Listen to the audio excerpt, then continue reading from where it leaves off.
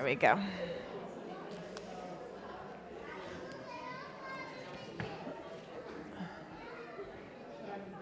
The camera's on.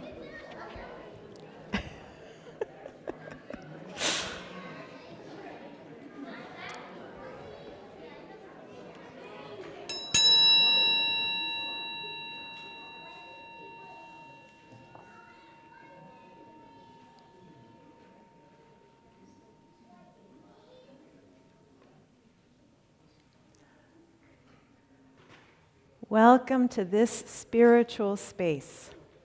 My name is Adris Harrell, and I welcome you, whether in person or online, to the First Unitarian Church of Wilmington. All are welcome, regardless of your identity, spirituality, or whom you love.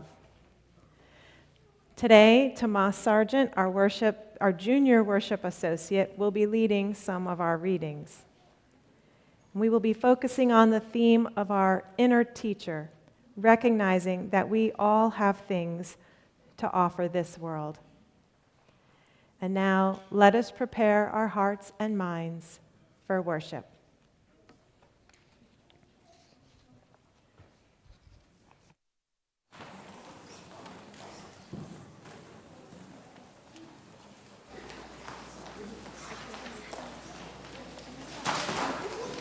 Are you all right?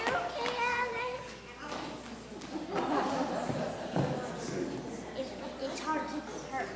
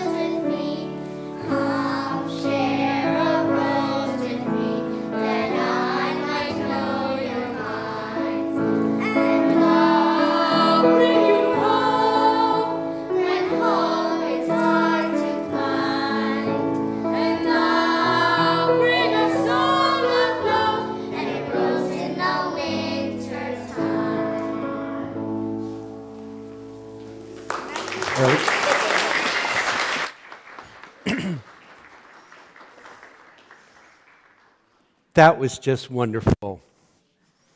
So I'm the Reverend Larry Piers. I have the great joy to be minister here at the First Unitarian Church of Wilmington. And I'm so pleased that we're going to be acknowledging and welcoming our newest members during this service as well. And for the call to worship, I have Charlie and Macy and Pat that are going to help me, but you have a role as well. When I say chant, you're going to go, Om. Ready? Chant. Let's try it. Om. You can even do the hand movements. That's fine. Om. Great. So this is from The Way to Start a Day by Bird Baylor. The way to start a day is to go outside and face the east and greet the sun with some kind of blessing or chant, Om, or song that you made yourself, and keep it for early morning. The way to make the song is this. Don't try to think what words to use until you're standing there alone. And when you feel the sun, you will feel the song too, and you will sing it. But don't think you're the only one who ever worked that kind of magic. A morning needs to be sung to. A new day needs to be honored. People have always known that.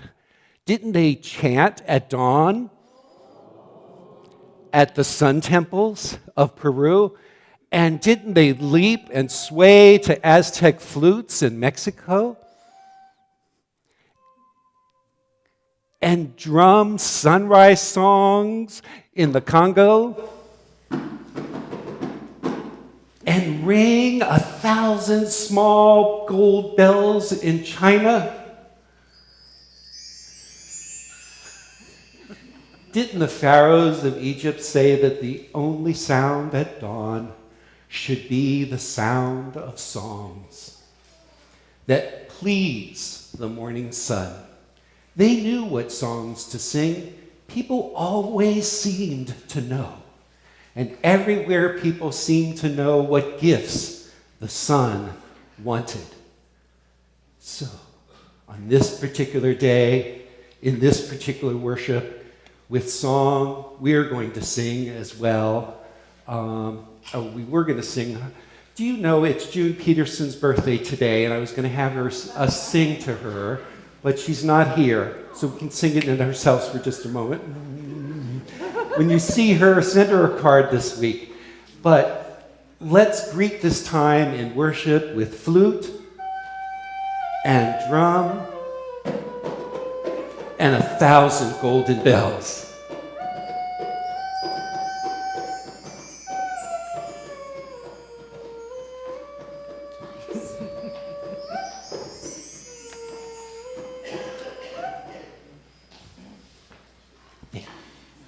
Our chalice lighting, Brendan will be lighting the chalice. For those of you at home, if you have a chalice, I invite you to join it as I read these words, adapted from a reading by Ma Teresa Tet Gustillo Gallardo, a Filipino minister. We are here to feel our personal power and our capacity to affect the lives of other people. We are here to become teachers to each other. We are here to spend time away from the usual influences and relearn reality. When I change, the world changes. Please rise, embody your spirit, and join me in singing hymn number 1059. Following the hymn, remain standing for the unison affirmation.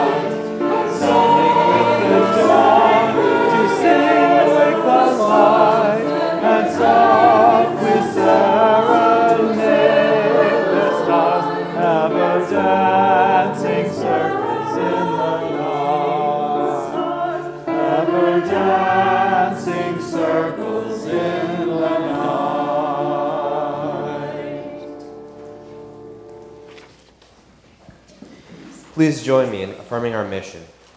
First Unitarian Church of Wilmington is a beloved community that nurtures minds and spirits, fights injustice, and transforms the world through loving action.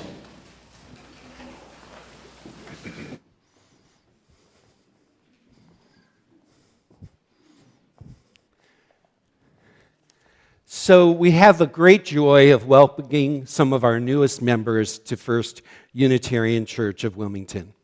And joining me today for this new member welcoming are Catherine Williamson, the Director of Children and Youth Religious Exploration, Ed Scott, the President of our congregation, and Paula Majorano and Marilyn Hyatt of our membership team. Those of you in the sanctuary have received an insert in the order of service that tells you briefly about each of our new members. Please take the time to connect with our new members during the reception that follows this service and find ways to connect them with this congregation, to this congregation's life, to this congregation's ministries. So as your name is called, new members, please come forward and step right up here facing the congregation. Paula. Oh, Larry, before I call out names, I want to call out Marilyn Hyatt, who is our chair of new members and should be here doing this instead of me, but she doesn't like the limelight. She just likes to work hard in the background.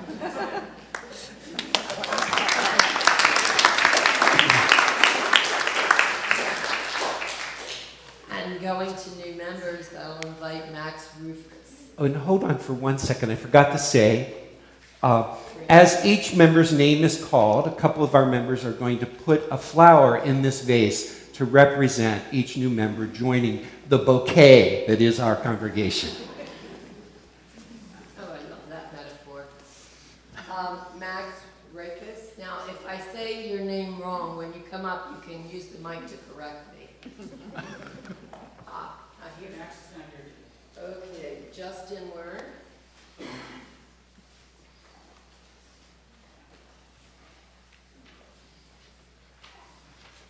Even if you're not. I say it right? Alyssa Davis. Here. Diane Fletcher, excuse me. And your special friend Davis.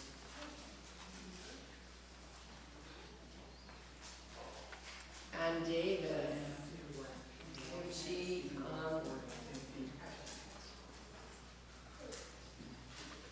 he was a great guide dog.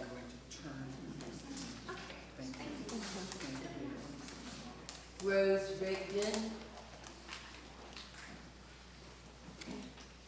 Laura DiGuglielmo.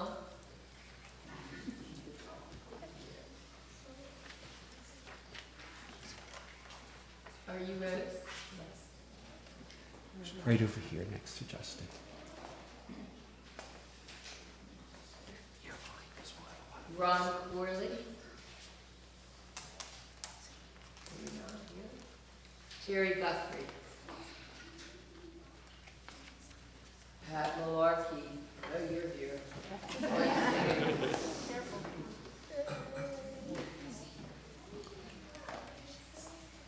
Esther Steiska.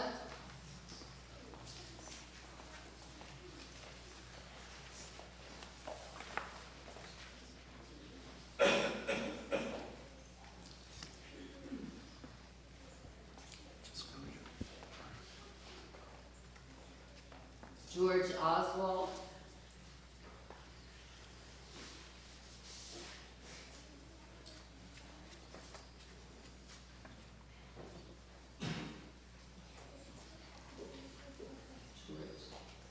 Nancy Suttonfield.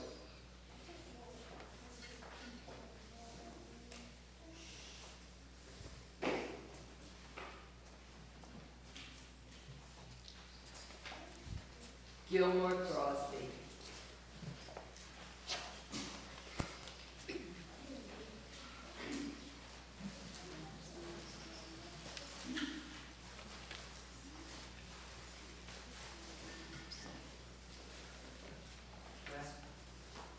I'm prompting, last page. Here's one. Oh, Here you go. Karen Avendano. Joseph DiGuglielmo. Isis Lawson, and Thomas Sargent. Tomas. Tomas, thank you. I should have recognized the H wasn't there. That's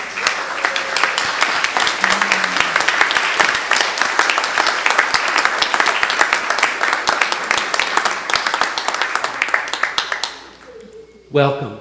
We want to recognize the roots of this congregation, founded in 1866 by an intrepid group of people who wanted to bring the message of a liberal approach to Christianity and a Unitarian congregation to this area. Over the years, this congregation's perspective has broadened into one that draws from the sources of many religious, literary, artistic, and scientific perspectives, as we endeavor to embody our guiding principles into practices that can transform lives and also transform our society. Over the years, clergy and lay leaders have served this congregation, enriching, challenging, and deepening it. Together, they have cultivated this congregation to be what it is today. And today, we invite each of you into this beloved community to enrich us with your experiences, your perspectives, and your unique gifts. You enrich us. You add beauty to who we are and what we are. You add beauty to what we will become. So I welcome you. I want to acknowledge those among our new members who are also parents and grandparents joining our congregation as a family. May we support you in your role as the resident religious educators in your home. May you, your children and grandchildren, and your youth find a home here to grow your souls and deepen your connection to our faith community. Now will the members of First Unitarian stand now in body and in spirit and offer your welcome words to these new members, which are printed in your bulletin and displayed on the screen. Together, we welcome you as once we were welcomed ourselves. We seek to be open and inclusive, respecting your inherent dignity, your ideas, and your vision. In times when it is easy, and in times when it is difficult, we seek to be supportive, not only when you reach out in courage to us, but also when you need us to reach out to you. We welcome you as an equal member of this congregation, of this faith, and of our shared spiritual journey. And now, go ahead.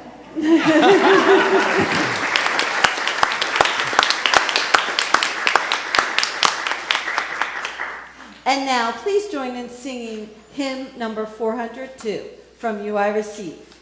These words will appear on the screen. During this time, the children will join me in the back of the sanctuary to proceed to your religious exploration programs. Don't go through the door without me.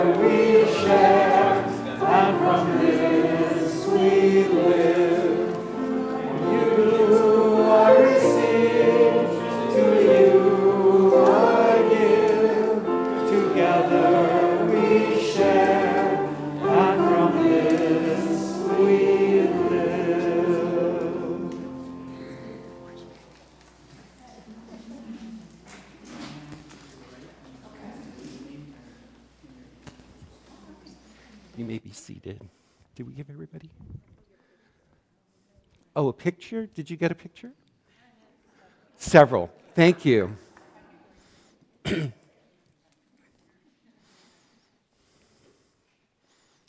One more. Thank you. George.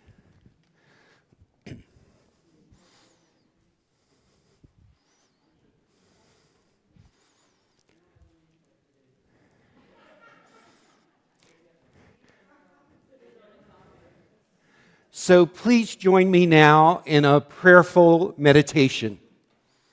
I want to begin this meditation by pointing out this quilt. This quilt honors this church and its members from 1866, it looks like, to 1991. You might know some of the names on this quilt. Put it right at this level so that after the service, if you're wanting to come up and find a name, it would be great for you to do that. And some of these people, of course, are still with us. Some may have moved away, and some may have transitioned out of this life. So let us be grateful for all of the saints that have preceded us, for all of those who've paved a way to creating this congregation, building this community. May we inherit from them the faith that was their faith and add it to our own. May we find ways to reach and aspire to the divine and share with them that broader horizon that defines us for the future and doesn't hold us just to the past. May we feel the various qualities that they have passed on to us and are still passing on to us as their legacy. The qualities of courage, the qualities of hope, the qualities of love and compassion.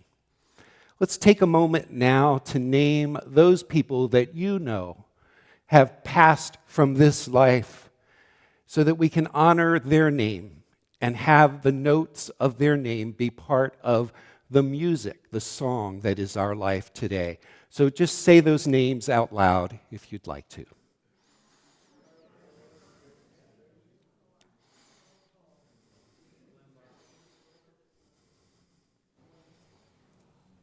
Spirit of life and love, we are connected to past.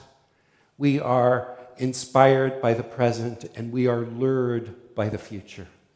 Guide our steps. Help us find hope. Help us find courage when they are most needed, so that we might become part of the legacy and the heritage of this congregation to all who come through these doors. And may we cast a long shadow into this community of Greater Wilmington so that folks will know about First Unitarian Church of Wilmington, because we are a presence in a time when we are most needed. Now let's take a moment now in shared silence to attend to whatever we're holding in our own heart, whatever is weighing our heart down, as well as any joys that you might have, and we'll have a chance to share those in just a moment. But first, let's gather in shared silence.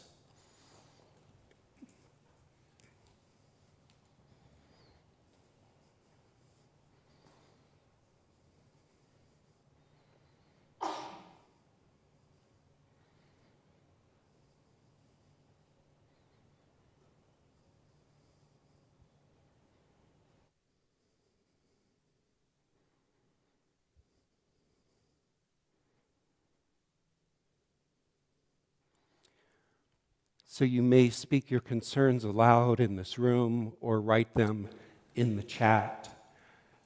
What are the things that weigh heavy on your heart first? And I think, of course, of the relentless retaliation in Gaza and the war in the Middle East that feels so overwhelming that it's hard to hold in one heart alone. So we need to share that concern with others. I think about the war in Ukraine, which can become invisible to us when our attention goes elsewhere. But let's remember the 2 years that have passed and the lives that have been lost and the struggle that continues. I think about a Congress that can't seem to coordinate itself for the benefit of the common good, but instead gets entangled in ways that don't allow us to move forward and have the energy that we might need to pay attention to what really matters and to do it in an expedient and direct way so that others may not suffer in the meantime. What would you add to my concerns today? The people of Haiti who are struggling with the gangs and a government who's not present in the country, and people who are wrestling with poverty and fear. Great. What else would you hold up today? People in Sudan. Electing of all their supporters. The people in Burma. The U.S. Constitution.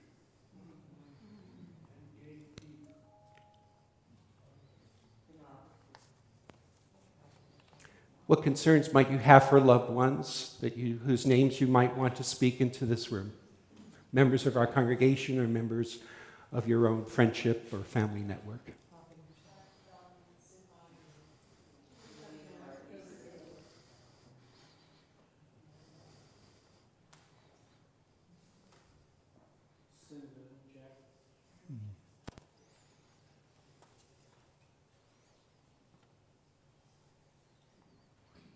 Today we will be celebrating the life of Lori Cowan this afternoon, a memorial service.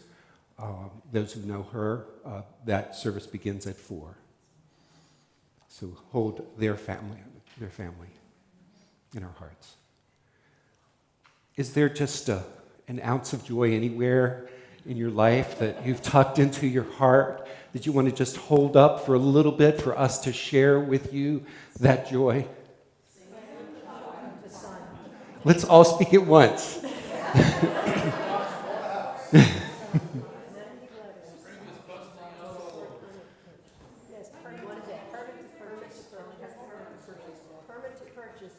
The permit to purchase for handguns that was passed by the House. Dan sent 90 letters in one day. Wow. So the work of Dan that helped with the effort of getting the permit to purchase in gun rolls in Delaware. Okay, what else? The meeting in Bethany about wind power, and anybody that can show up between 3 and 7 in Bethany, it would be helpful to have enough people who also hold up wind power as opposed to opposing wind power. Okay. May all whose names were spoken and those unspoken find peace and healing this day.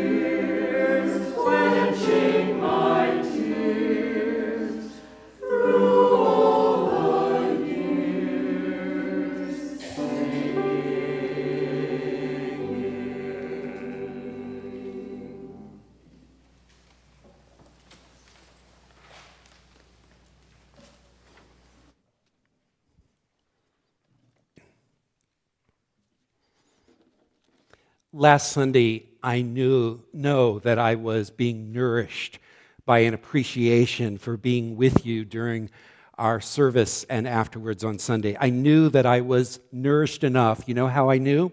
Because I didn't swerve into the strip mall on my northbound route to 202. I didn't need to swing into Starbucks to get an extra boost of caffeine from a tall cup of dark roast coffee with a splash of almond milk, which is sweet enough without sugar. I didn't feel the need of the warmth of the cup in my hands. I don't mean to say that the thought didn't occur to me, but I pushed it aside like a windshield wiper on slow speed so that I could see clearly. There was no real need for anything more. You could say that I was still sipping the experience of our service from last Sunday and sensing my own message about slowing down and lingering, about abiding with one another, about being with the multiple crises, situations of this moment in history long enough to skillfully hone our own actions and responses, to linger rather than withdraw, rather than shrink from, to do something prematurely or haphazardly. So perhaps my own message in the sermon was delivered to me in a time-released formula. But I'm not telling you the whole story. You see, I was also appreciating the Soul Conversations group, where a group of us huddled in the Warner Room following the service last Sunday. Our monthly theme of the gift of transformation, and it became a great opportunity for group reflection also on the risks of change. I was still captured by the image of one of our newer attenders who told about how that in risking leaving their familiar religion and what was known, it was as if they had flown off a cliff and they were constructing the wings that would hold them while they were still in flight.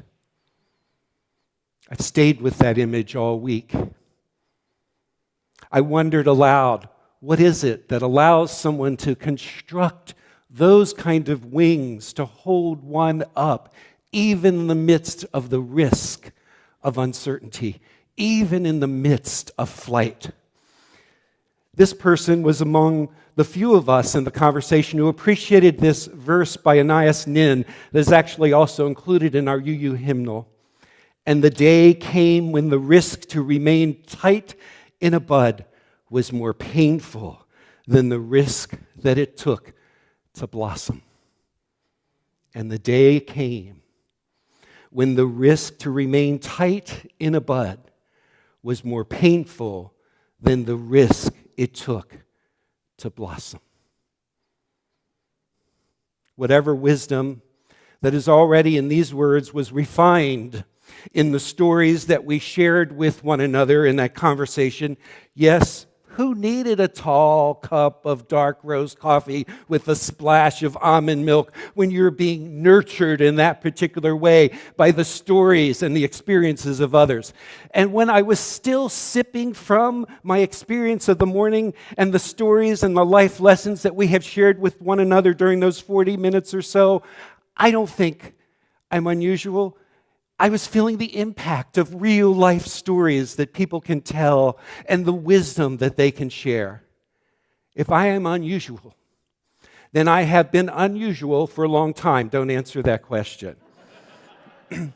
I can recall as a child how much I cherished the real life stories that my mother and my father and older adults would tell me, and how in the telling I would be able to sense some thread of enduring wisdom, receive some gift that nourished me, that still nourishes me to this day, and when I pause long enough to take it in. Now, since I was feeling somewhat stimulated by these conversations in the morning, I didn't dive right into my afternoon minister's nap when I got home.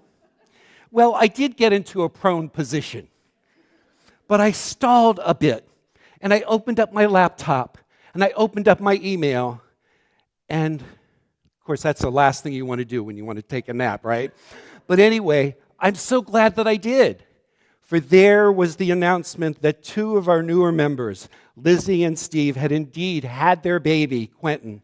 And they included a picture of their newly expanded family.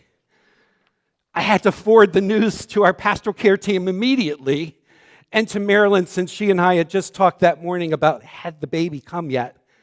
Our team, our pastoral care team, has been caring for a lot of different situations in our congregation lately, and I thought that I should share the joy of this good news.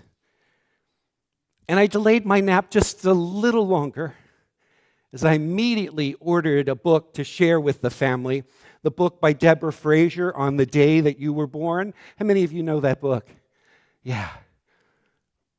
It includes these words: on the day you were born, the earth turned, the moon pulled, the sun flared, and then with a push, you slipped out of the dark quiet where suddenly you could hear a circle of people singing with voices familiar and clear.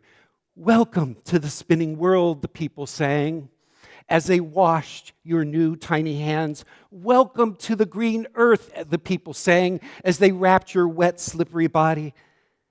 And as they held you close, they whispered into your open, curving ear, we are so glad you've come. Let's say that sentence out loud and direct it to Quentin. We're so glad you came. Now, I did get my minister's nap that afternoon, eventually. And it should be no surprise to many of you that among my first impulses at the news of Quentin's birth was to buy a book, right? What else do you do? So as I was anticipating standing in front of you this morning, anticipating welcoming our new members, imagining this quilt with the names of members current, those who've moved away, and those who've transitioned from this life, I imagined each of you, each of us, as a story, an embodied story, and together a collection of stories. Stories that have been told, stories that have not yet been told, and stories from long ago, stories from right now, or anticipated stories. And I get this sense that that trajectory in my own life as a child who loved to listen to the stories of older adults, as a child who loved to read books, particularly biographies as a child, that's a sense of a trajectory between then and now is so present in all the roles that I've had in life as a counselor, as a teacher, and as a minister. I come most alive when I hear your stories, when we have conversations that include your stories. Imagine for a moment that each of the stories of our lives is contained in a book. Take a moment to imagine what that book would look like. How might you describe that book? For some of us, in the book that is our lives, we are perhaps in the first few chapters of that book. For others of us, we are perhaps right in the middle of the book. And for some of us, we are in the culminating chapters of that book that is our lives. We never really know, actually, if we're in the beginning or the middle or the end, since I believe that we could have in any one of our lives multiple beginnings, middles, and endings. And I don't know if it's just me, but I often feel like I'm in the middle of something. Is that just me? If we flip through the pages of the book that is our lives, we might notice that some of the pages are well worn, as if we may have relentlessly gone over that page again and again. Or we might discover that some pages are dog-eared, so that we can go back to those events only when we choose to do so. Some of the books that are our lives may seem like real page turners, or we may struggle to keep up with all the unfolding events that comprise who we are. And others may seem to be slow going. Or maybe the book that is our lives may be some combination of slow going, that's slow going, and page turners. Would you describe the book that is your life as a mystery novel? A romantic novel? I was going to ask for a show of hands at this point, but I won't. I'm resisting. Or is the story that is your life, does it read more like an investigative report or a travel guide? In the binding of the book that is your life, is that binding sewn in real tight? Or are there some sections of the book that are coming loose from the binding? Maybe you've tried to or have wished to tear a chapter or two out of that book. And maybe the book of your life is a work in progress.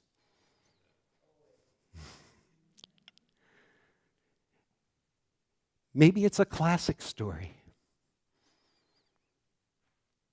This I do know.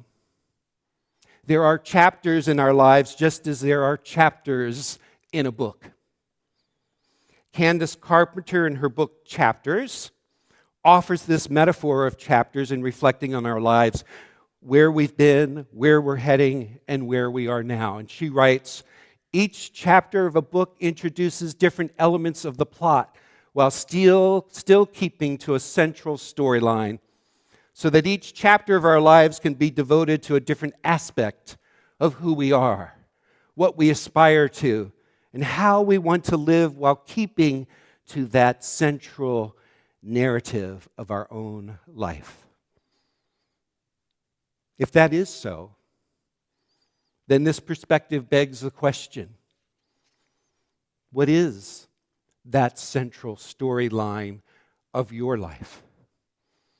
What is that central narrative of who it is that you are, that you seem to be unfolding in your life through the various chapters of the life that is yours?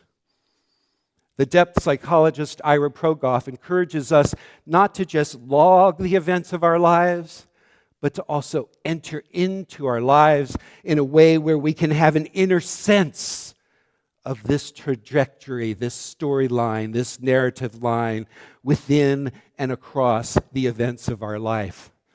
Progoff writes, we are dancers, joining the dance of our life as it is going on and continuing it toward its fulfillment. Now, one of the methods that Progoff uses is included in his intensive journal method. Simply spoken, it's taking a time to list the stepping stones of your own life. Stepping stones might be another way of thinking about what are the chapters that comprise the story of your life. Now, we can't take time to do that, but I do want to say that oftentimes in his method he says, limit it to 7. Come up with 7. What would those 7 stepping stone periods of your life be? And you know what I've discovered is whatever list you make today might be different than one that you made 3 years ago or one you'll make 3 months from now. So we don't have time to think about 7 chapters, 7 defining periods of your life. But maybe we have time to just think about 3 for a moment. Perhaps there are 3 stepping stone periods in your life, defining moments in your life. If we go to the place of imagination, we might discover that those 3 stepping stones might find us rather than us finding them. Or you might think of it as 3 canvases. One canvas, I'm looking at you, Nancy, one canvas here, another canvas here, and another canvas here. What would be the title, the defining title of those stepping stones, of those canvases? You might say, well, there is this time. And think about what the first one could be.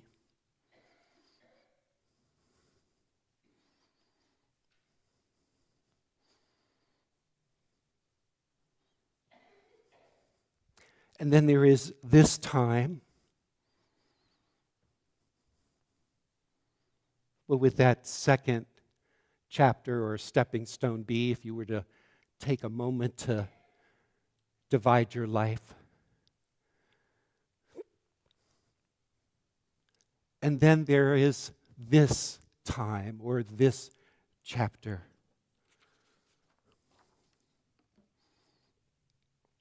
We might come to realize that there are certain moments that were crossroads or decision moments in our lives where we may have had to choose between one or two paths ahead of us. Oh, they were always that simple.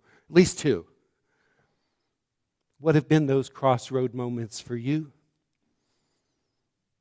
Being able to take this kind of pause now and then and look at our lives both from the outside, how far we've traveled, what we've accomplished, what we've brought about in the world, but also from the inside. What is unfolding in my life? What is that trajectory, that narrative trajectory, that through line? What is wanting to unfold in my life? When asked to do this, one person came up with the following stark but expressive list of stepping stones. She had time to do more than 3. She wrote, I was born. It's a good place to start. Okay. I loved. I danced. I wept. I posed. I suffered. I was entranced. I was humiliated. I got lost. I'm trying to find my way. Do you see some of the trajectory of that life that was hers, that is hers? When you have a chance to do this list of stepping stones, always conclude with the open-ended statement of, now is the time for.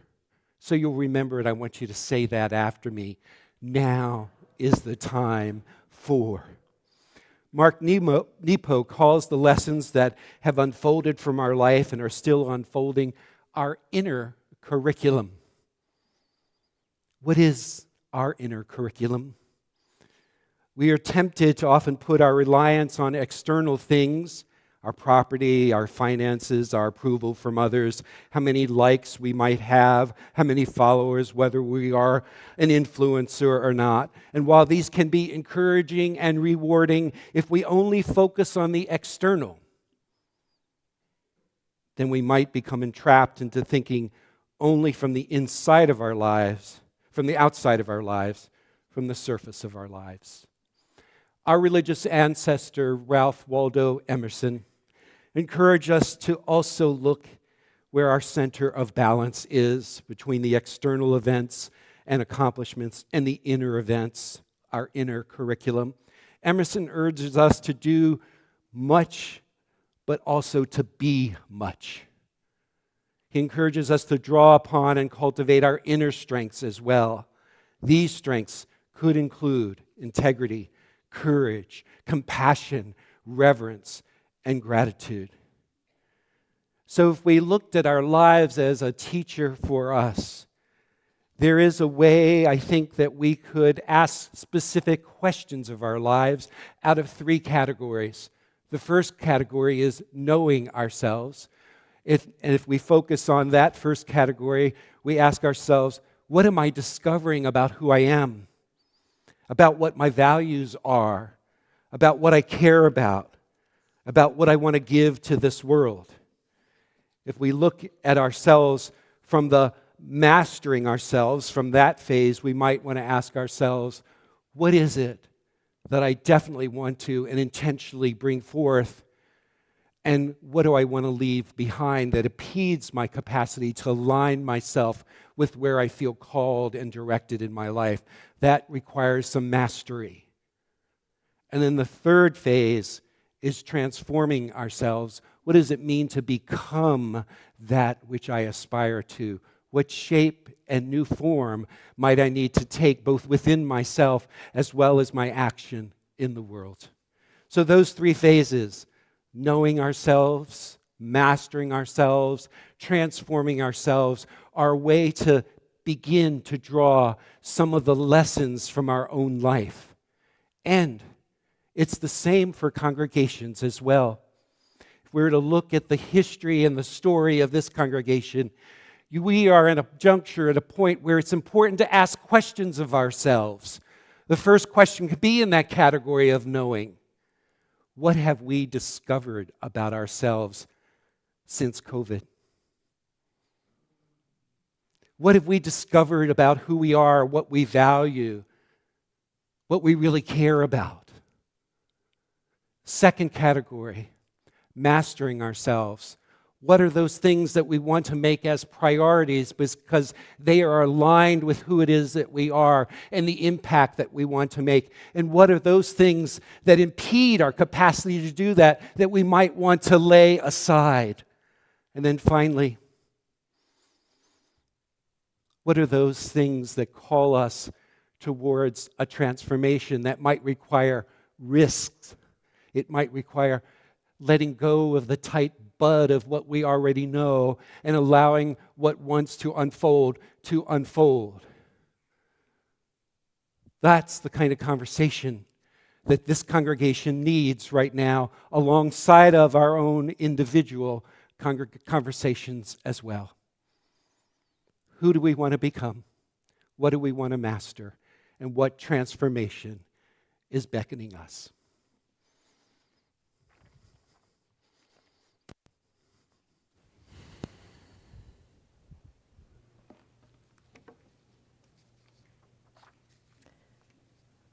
I wanted to share this morning why First Unitarian Church has been incredibly important in my life and why I believe it's worth supporting for generations to come.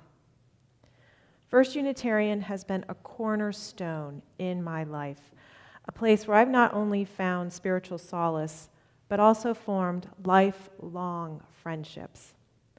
These friendships have become like family, serving as mentors and confidants to myself and my husband, and even like aunts, uncles, and cousins to our children.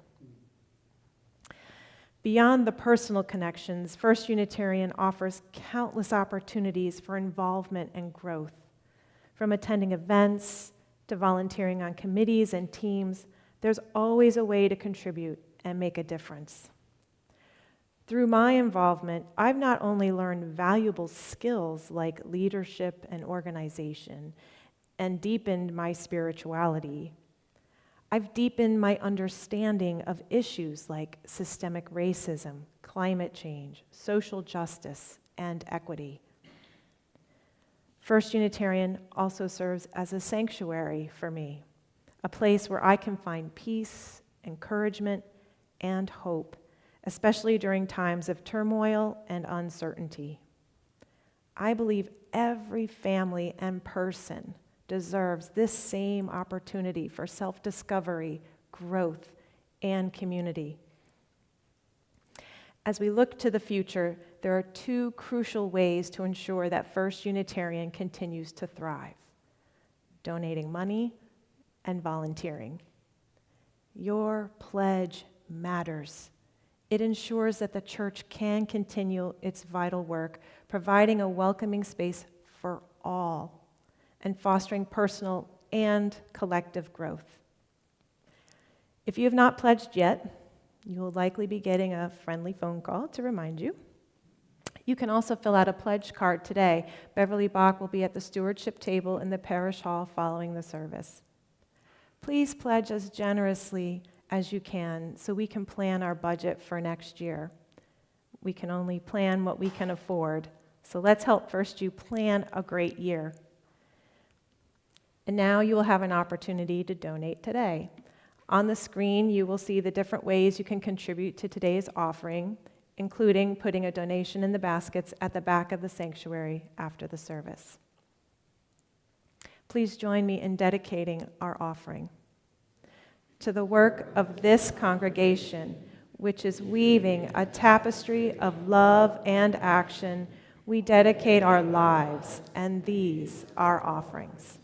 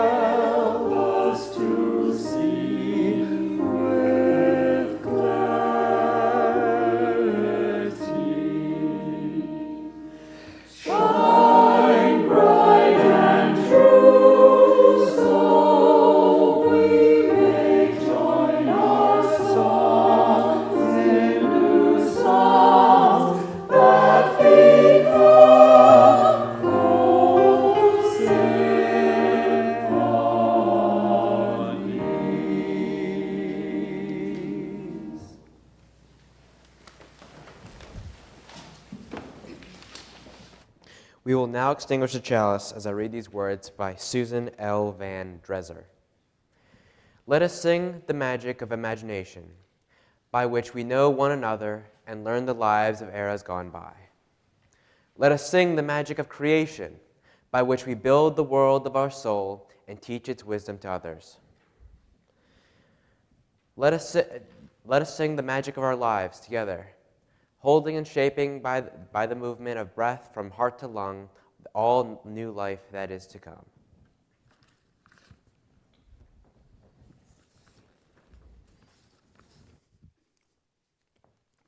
So I want you to look at the person on either side of you and say, "You look pretty good for one less hour of sleep."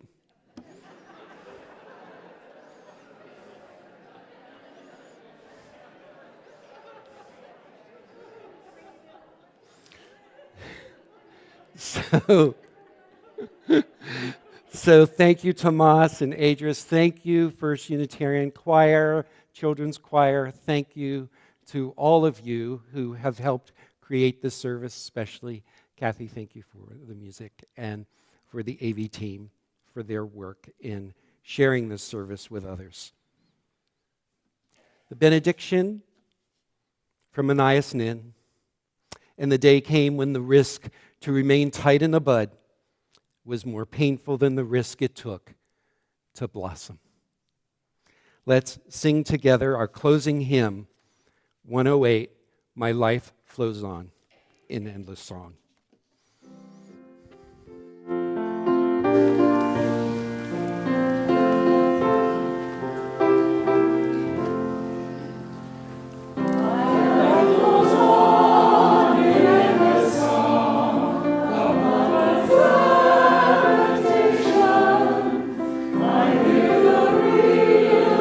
Far off